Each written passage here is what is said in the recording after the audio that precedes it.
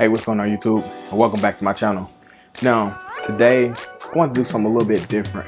So, where we visited other cities and created recipes or mimicked the recipe from another city. Well, today I want to do something kind of along the same lines, but instead of going to another city, I want to venture out to certain restaurants. So, in America here, we got like big chains of restaurants, and the restaurant I want to visit today is a restaurant by the name of Applebee's, and they have this one thing on the menu that I really like, and it's called the Quesadilla burger. If you haven't seen it, go Google it and look at it. It's phenomenal.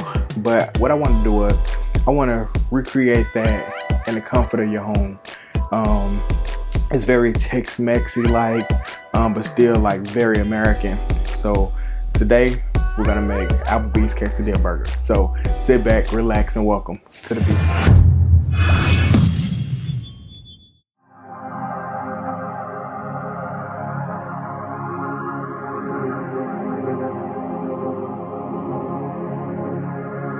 You all on my lane, you all on my lane. You ain't overlooked, so get out the way. I gave you the book, I gave you the game. The boy gotta cook, the boy gotta flame, Serving in the kitchen like you Nino. Plenty pitching, whipping different flavors like a bistro. Kick it, dip it, flip it, keep it hunting like a C-note. Switching, keep it pimping every single place that he go. I got it. Lathan got the flame, Lathan got the flame. Boy, you know the name, get up out the way. Lathan got the flame, Lathan got the flame. Stay up out the kitchen if you ain't the one that's whipping, huh? Hey, yo, Lathan, man, cook them boys up something real quick, man. So welcome back, guys. So we got all our stuff here for our quesadilla burger. We got a protein section here, got a vegetable section here, got bread, cheese. So I'll go through the whole list of everything, and then you'll see me prep the things we need. So we got some bacon here, which is featured on the quesadilla burger, and this is hickory smoked bacon. We got some nice ground chuck here. And I believe that is 85-15, the ratio of fat to meat. We got some cilantro. We have some tortilla shells. Have the green bell pepper, Roma tomatoes, limes, jalapeno. We got garlic. We got an onion. We got butter, and we got ranch dressing. It usually comes with a Fiesta ranch or a Mexican ranch, but instead of making that from scratch, I'm gonna show you the best way to take regular store-bought ranch and Fiesta it out. So that's what we're gonna do with that. So we save money on that end, plus it's gonna be a very good Fiesta ranch. And then we got Monterey Jack cheese. I might mix some cheddar with this, I'm not sure, just depending on how I'm feeling when I get to that step, but for sure we use some Monterey Jack cheese. So what I'm gonna do is get this all cleaned up, get my cutting board set up, and then we're gonna start making our pico de gallo. Once we get our pico de gallo made, we're gonna render our bacon, chop it up, then we're gonna go ahead and form our patties, get those cooked up, make our Mexican ranch, and then we're gonna assemble the quesadilla burgers. So we'll be right back. So step number one when preparing the pico, you always wanna make sure your vegetables are washed off, and that's step number one. And anytime I cut like tomatoes, you'll always see me have like a different color, maybe a cheap knife. And the reason being, the acid in the tomatoes tend to dull your knife out. So I usually just grab little cheap knives to cut my tomatoes with. So that's a little tip that I usually use. But first step is, what we want to do is we want to cut these tomatoes. I want to keep the skin and the flesh, but I want to get rid of the insides, like the seeds and stuff. But don't throw that away, because you can use that for maybe if you're making like frittatas or eggs and you want to add some tomatoes in there. But for this recipe, I feel like anytime making pico, when you keep the seeds, it just make it a tad bit too watery and kind of dilute it, and I don't want that in my pico. So I'm gonna show you guys how I take my seeds out of my tomatoes. So here we go.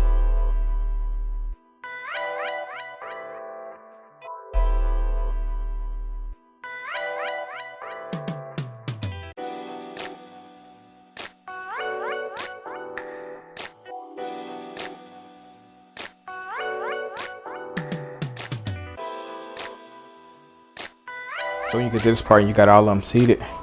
So I'm taking julienne them. And julienne means just cut them into strips. And once you have them all julienne, you want to take and you want to just dice that julienne.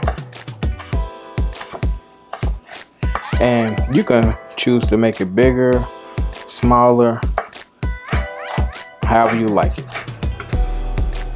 The next step we want to do is prep our bell pepper. So for bell peppers, I just cut the end off, cut the top off. We'll set these to a side. And I use them for another application, but you can use them in your pico de gallo as well. But since I got something else to do with it, I'm gonna use for another application. And you want to slice an area in between the ribs. So once you slice the area in between the ribs, you can fit your knife in there. Then you want to cut that girth out, and you should be able to pull out the whole inside. Seeds still intact without having any seeds on your board. Doing it that way. Very simple. And it's very easy, so you don't have to worry about cleanup. So I'm gonna cut these the same way I did the tomatoes and julienne,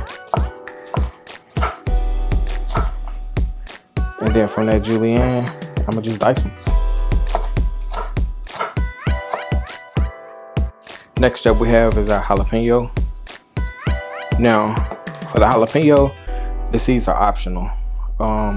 Reason being, the seeds in the jalapeno either could add heat, or if you take out the seeds in the ribs, it can take away the heat. So for me, I don't really want that much heat, so I'm gonna go ahead and remove the seeds and the ribs. But if you like heat, you can keep them in there. It's pretty much up to you. Next we have our onion, so we'll go ahead and get this guy prepped up.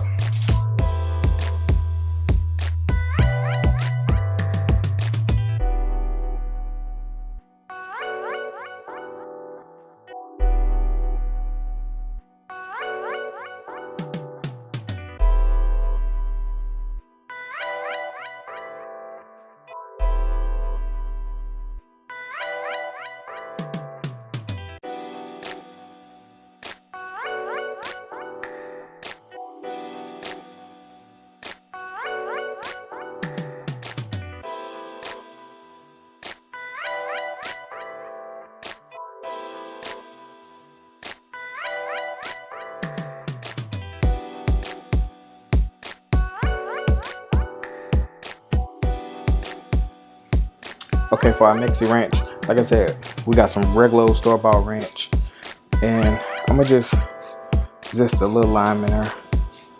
Not much, just a little bit. And you never want to get that white pith in there. You just want the zest. So, you know, it's a good amount of lime there. And for the star, we're gonna use that marinade that when the tomatoes and stuff macerate, that juice that it create, we're gonna use that. Put that in there as well. So, and I want this kind of be thin.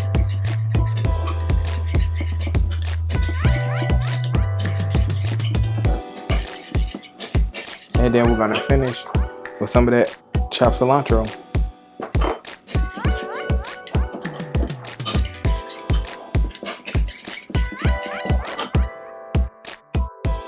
So we have that part.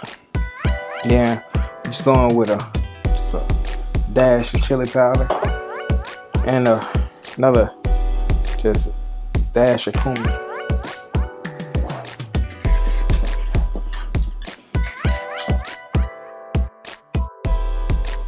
Now here I'm going to create a little seasoning for the burger.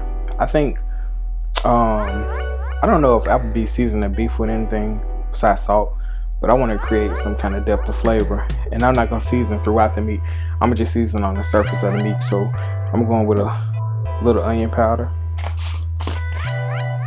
and I only got 3 burgers to cook, so it's not going to be much. Going with a little chili powder. Going with a little bit of cumin. Going with a little garlic powder. And it's granulated garlic and granulated onion. Going with a tad bit of all-purpose seasoning.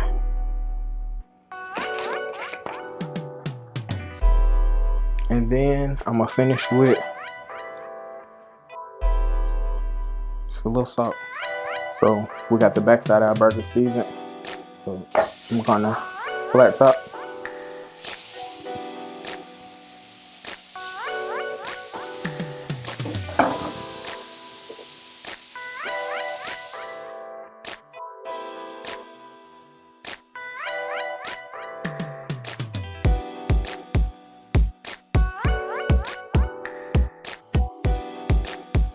My bad, guys. I thought I hit record, but clearly I didn't. But this is the part I messed up on, showing you how I actually layered it. So I had the Monterey Jack cheese down. Then I put the patty on top of it. Then I put a little lettuce on top of the patty, the Pico de Gallo. Then I put more of the cheese on top.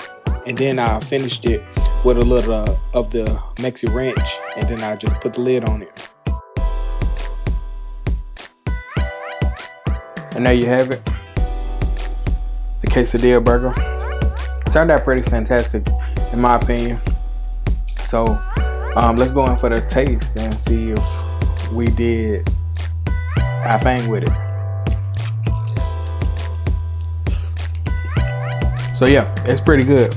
Immediately I can taste that good quality of that ground beef, very good. And the Pico de Gallo was very fresh. I don't know if they have Pico de Gallo that comes in already made, or if they make it and it just sit for a couple of days.